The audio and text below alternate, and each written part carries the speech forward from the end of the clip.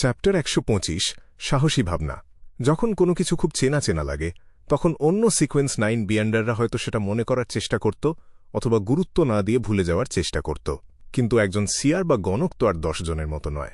ক্লাইন মোরেত্তি অন্যরকম। সে সাথে সাথে তার আচার অনুষ্ঠান শেষ করে আধ্যাত্মিক দেওয়াল সরিয়ে দিল। এরপর এক টুকরো কাগজ বের করে সেখানে একটা বাক্য লিখল, চেনা চেনা লাগার আসল উৎস। কাগজটা হাতে নিয়ে সে ঘরের বিছানার একপাশে গিয়ে বসল। তারপর মনে মনে শান্ত হয়ে বাক্যটা আওড়াতে শুরু করল। 7 বার পাঠ করার পর তার চোখের মণি আরও কালো হয়ে এল। নিজের ধ্যানের শক্তিতে সে এক গভীর ঘুমে তলিয়ে গেল এবং নিজের আধ্যাত্মিক চেতনার সাথে কথা বলতে শুরু করল। সেই আবছা আর অদ্ভুত জগতের ভেতরে ক্লাইন একটা ঘোড়ার গাড়ি দেখতে পেল। সেখানে ধূসর রঙের লম্বা পোশাক পরা এক তরুণী বসেছিল। মেয়েটির চুলগুলো কুচকুচে কালো আর মসৃণ, মুখটা বেশ গোলগাল। তাকে দেখতে খুব শান্ত আর মিষ্টি লাগছিল, কিন্তু তার শরীরটা কেমন যেন অস্বাভাবিকভাবে কাঁপছিল। হঠাৎ করেই দৃশ্যটা পাল্টে গেল। ক্লাইন এবার সেই সুন্দরী তরুণীকে মাটির তলার এক বাজারে দেখতে পেল। সেখানে সে নিচু হয়ে বসে কারো সাথে কথা বলছিল। খুব দ্রুত স্বপ্নটা ভেঙে গেল আর ক্লাইনের ঘুম টুটে গেল।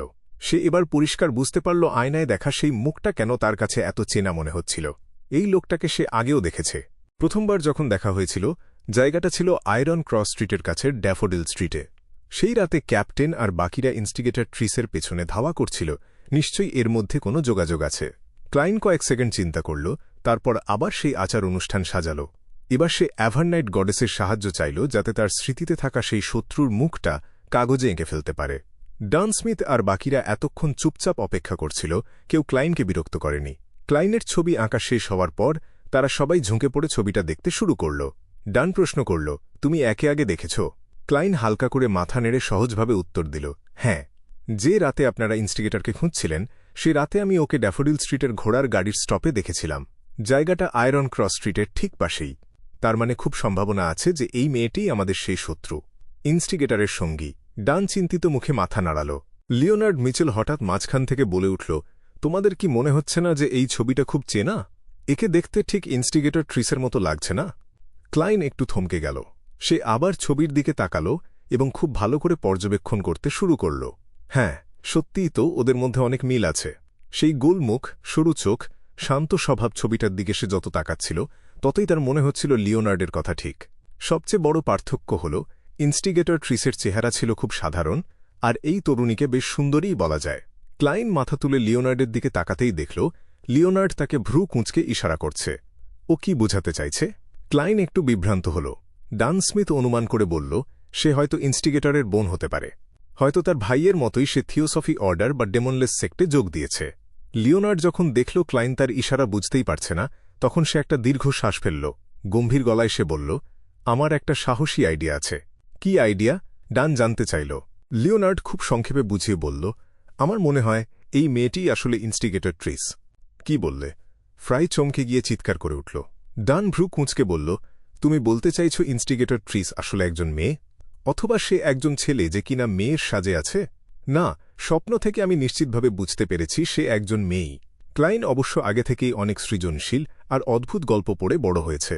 সে আবার ছবির দিকে তাকাল এবং সাথে সাথে অন্য একটা ধারণা তার মাথায় এল। এমন কি হতে পারে যে ইনস্টিগেটর ট্রিস কোনোভাবে মেয়েতে রূপান্তরিত হয়ে গেছে? যদি তাই হয় তবে অনেক কিছুরই ব্যাখ্যা পাওয়া যায়। যেমন, কেন ট্রিসের পায়ের ছাপ হঠাৎ করে উধাও হয়ে গেল? কেন তারা কোনো চিহ্ন খুঁজে পাচ্ছিল না, এমনকি গণনার মাধ্যমেও না? সম্ভবত তাদের লক্ষ্যের মধ্যেই কোনো মৌলিক পরিবর্তন ঘটে গিয়েছিল। একমাত্র প্রশ্ন হল, সে এত অল্প সময় কিভাবে একজন নারীতে পরিণত হল? আর কাজটা মনে হয় বেশ সহজেই হয়ে গেছে। রূপান্তরিত হওয়ার পর তো তাকে দেখতে বেশ আকর্ষণীয়ই লাগছে। ক্লাইন একটু অন্যমনস্ক হয়ে ভাবল। লিওনার্ড আশ্বস্ত হয়ে মাথা নাড়াল। হ্যাঁ, এটাই আমার ধারণা। এই যুক্তিটা দিলেই বোঝা যায় কেন ইনস্টিগেটর ট্রিস হঠাৎ গায়েব হয়ে গেল। আর এটাও তো সত্যি যে ডেমনলেস সেক্টের উপরের স্তরের সবাই কিন্তু মেয়ে। ডান আর ফ্রাই মুহূর্তের জন্য কথা হারিয়ে ফেলল। যদিও তারা অনেক দানব আর অদ্ভুত সব জিনিসের মোকাবিলা করেছে, কিন্তু এরকম লিঙ্গ পরিবর্তনের ঘটনা তাদের সামনে এই প্রথম। ডান অবাক হয়ে জিজ্ঞেস করল, তার মানে তুমি বলতে চাইছ ডেমনলেস সেক্টের উপরের স্তরের একটা বড় অংশ আগে পুরুষ ছিল? উত্তরের অপেক্ষা না করেই সে আবার বলল, হয়তো হতে পারে, সম্ভবত এটা তাদের ওষুধের একটা বিশেষ বৈশিষ্ট্য। শুনতে শুনতে ক্লাইনের শরীরের ভেতরটা একটু কেঁপে উঠল। তার মনে হল ডেমনলেস সেক্টের এই ওষুধটা আসলে একটা ফাঁদ। আশা করি সিয়ার বা গণকদের জন্য এরকম কোনো ওষুধ নেই না, অবশ্যই থাকবে না। ওটা তো ডেমনলেসদের পথ। এমনকি ওষুধের নামগুলো শুনলেও কেমন যেন লাগে। তবে আমি এখনও জানি না সিয়ারের সিকোয়েন্স 1-এর নাম কি। ক্লাইন অবচেতন মনেই অ্যাভারনাইট গডেসের কাছে প্রার্থনা করতে শুরু করল। ওষুধ কি সত্যিই এমন কিছু করতে পারে? ফ্রাই কিছুটা অবিশ্বাস নিয়ে প্রশ্ন করল। লিওনার্ড হেসে হাত নাড়ল। মাঝারি বা নিচু সারির সিকোয়েন্সের ওষুধও কল্পনাতীত পরিবর্তন ঘটাতে পারে। সর্বোপরি এগুলো সবকিছুরই উৎস তো সেই সৃষ্টিকর্তা। ডান ক্লাইনের দিকে ফিরে বলল, আবার চেষ্টা করো তো। আমাদের লক্ষ্যবস্তু এরপর কোথায় যেতে পারে সেটা গণনা করে দেখা যায় কি না। ঠিক আছে। ক্লাইন কাপড়ের স্তূপের দিকে এগিয়ে গেল এবং একরাশ মিশ্র অনুভূতি নিয়ে একটা পোশাক বেছে নিল। সে সেটা কার্পেটের ওপর বিছিয়ে দিল। পোশাকটার ওপর তার হাতের ছড়িটা ধরল এবং সেই লক্ষ্যবস্তুর চেহারা আর তথ্যগুলো মনে করার চেষ্টা করল। এরপর সে মনে মনে আওড়াতে থাকাল, ট্রিসের না, ট্রিসির বর্তমান অবস্থান। ট্রিসির বর্তমান অবস্থান 7 বার বলার পর ক্লাইনের চোখের মণি বাদামি থেকে কুচকুচে কালো হয়ে গেল। তার চারপাশের বাতাস যেন একটু জোরে বইতে শুরু করল। সে তার বাম হাত দিয়ে ছড়িটা ছেড়ে দিল। কালো ছড়িটা একটু টলমল করতে লাগল। টলটল করলেও কিন্তু লাঠিটা পড়ে গেল না। ওটা নিজের জায়গাতেই সোজা হয়ে দাঁড়িয়ে রইল। কেউ একজন এতে বাধা দিচ্ছে, ক্লাইন গম্ভীর গলায় বলল। বাধা দেওয়ার মানেই হল আমাদের অনুমান ঠিক। একটু আগের ওই মেয়েটি সম্ভবত ইনস্টিগেটর ট্রিস ছিল, না ট্রিসি। দৃশ্যটা দেখে ডান হালকা করে মাথা নাড়াল। ডেমনলেস সেক্টের সুনাম আছে, তারা গত যুগ থেকেই সক্রিয়। যেহেতু ট্রিস এখন ট্রিসিতে রূপান্তরিত হয়েছে, ডানের ধারণা হল সে থিওসফি অর্ডারের নয়, বরং ডেমনলেস সেক্টের সদস্য। চারপাশটা একবার দেখে নিয়ে ডান দীর্ঘশ্বাস ফেলে বলল, আমরা অন্যভাবে ওকে খুঁজতে পারি। যেমন এই কাপড়গুলো কোত্থেকে এসেছে বা এই বাড়ির মালিককে। আমরা পুলিশ বিভাগকেও বলতে পারি ট্রেন স্টেশন আর জাহাজঘাটগুলোতে নজর রাখতে। হয়তো এভাবে কিছু সূত্র পাওয়া যাবে, কিন্তু ট্রিসি ততক্ষণে টিঙ্গেন ছেড়ে চলে যাওয়ার জন্য যথেষ্ট সময় পেয়ে যাবে। হ্যাঁ, আমি বাড়িতে গিয়ে ধূসর কুয়াশার ওপরে বসে আবার চেষ্টা করে দেখব। ক্লাইন ট্রিসির মতো লোকেদের ব্যাপারে খুব সতর্ক ছিল, যারা খামখেয়ালিভাবে গণহত্যা চালাতে চায়। সে মরিয়া হয়ে ট্রিসিকে খুঁজে বের করে ওখানেই শেষ করে দিতে চাচ্ছিল। লিওনার্ড, তুমি পুলিশ স্টেশনে যাও আর লোক জোগাড় করে এখানকার কাজ শেষ করো। ক্লাইন, তুমি এখন বাড়ি গিয়ে বিশ্রাম নিতে পারো। ডান তার কপালে হাত দিয়ে একটু ঘষল আর কয়েক সেকেন্ড চুপ করে রইল। এরপর সে ক্লাইনকে উদ্দেশ্য করে বলল, একটু পরীক্ষা করার জন্য আর কিছুটা শেখানোর জন্য, তুমি যদি আজকের এই মিশনে থাকতে তবে তুমি কিভাবে পরিস্থিতি সামলাতে? ধরে নাও তোমার টিমে শুধু আমি, লিওনার্ড আর ফ্রাই আছি। ক্লাইন ভ্রু কুঁচকে 10 সেকেন্ডের বেশি সময় ধরে চিন্তা করল। আমি প্রথমে গণনা করে দেখতাম যে ওই তন্ত্রমন্ত্র বা আচারটা কাজ করতে আর কত সময় বাকি আছে। যদি উত্তর নেতিবাচক হতো তবে আমি শুধু দূর থেকে পর্যবেক্ষণ করতাম, কাছে যেতাম না। এরপর আমি পুলিশ বিভাগকে খবর দিতাম যাতে তারা পুরো এলাকা ঘিরে ফেলে, আর অন্তত 5টা কামান নিয়ে আসতাম যাতে পুরো বাড়িটা উড়িয়ে দিয়ে মাটির সাথে মিশিয়ে দেওয়া যায়। তখন ট্রিসি হয় ওই ধ্বংসস্তূপের নিচে চাপা পড়ে মারা যেত, না হয় কামানের গোলার মুখে প্রাণ বাঁচাতে বাইরে বেরিয়ে আসত। তখন তাকে ধরা সহজ হতো। আর সেই পর্যন্ত আমি আপনাদের সবাইকে বিভিন্ন জায়গায় পজিশন নিতে বলতাম। কথা বলতে বলতে ক্লাইন উত্তেজিত হয়ে উঠল। তার মনে হল এই আইডিয়াটা একদম সহজ আর কার্যকর, কিছুটা নিষ্ঠুর হলেও মোক্ষম। এটা নিরাপদও বটে। ডান, লিওনার্ড আর ফ্রাই একদম হাঁ হয়ে তাকিয়ে রইল। তারা অনেকক্ষণ কোনো কথা বলতে পারল না। ক্যাপ্টেন, আইডিয়াটা কি ভালো না? তাদের কোনো প্রতিক্রিয়া না দেখে উত্তেজিত ক্লাইনের বুক ধকধক করতে লাগল।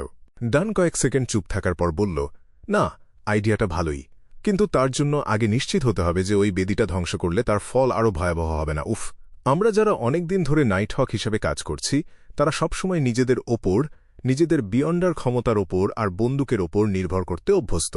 সাধারণ মানুষকে এসব অতিপ্রাকৃত ঘটনার মধ্যে জড়াতে আমরা অভ্যস্ত নই। ঠিক আছে, আমি তো সবসময় গোলাবারুদ আর বেশি ক্ষমতার ভক্ত ছিলাম, ক্লাইন মনে মনে ভাবল।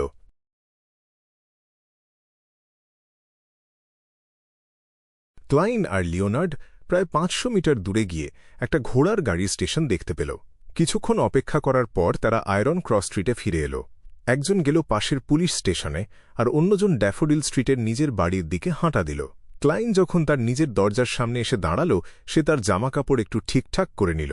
সবকিছু ঠিক আছে কি না দেখে নিয়ে সে চাবি বের করে দরজা খুলল।